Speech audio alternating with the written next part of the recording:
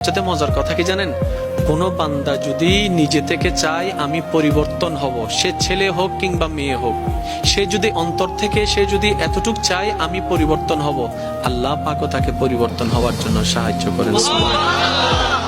কত বেনামাজ এখন নামাজি হয়েছে জানেন? সুবহানাল্লাহ। কত নামাজ এখন তাহাজ্জুদ ওয়ালা হয়েছে, হাজার হাজার আছে।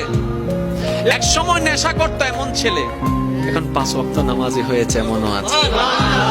সুইসাইড করতে গিয়ে ফেরত এসেছে।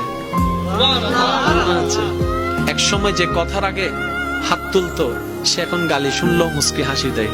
তো বন্ধুর একদিন তাকে জিজ্ঞেস করে, কিরে নেতা, তুই না কথা বলার আগে হাত তুলতি? তখন সে বলে, পাগল ছিলাম তখন তুলেছি, বুঝতে পেরেছি ওই জগতে কিছু নাই, আল্লাহর প্রেমের ধৈর্যের জগতে অনেক বড় নিয়ামত আছে। এত বড় বড় সফল ব্যক্তি যদি ছোটবেলায় লাথি খাইতে পারে, আপনি পারবেন না কেন? আর সবার কথা বাদ দেন, ও নবী, আপনি শুধু একবার বলতেন জিবরাইল উল্টাই দিত, আপনি বললেন না কেন? নবী রাহমাতুল লিল আলামিন বলে, পাওয়ার থাকার পরও যে পাওয়ার দেখায় না, সেই তো সত্যিকার পাওয়ারফুল ব্যক্তি। সুবহানাল্লাহ। যার হাতে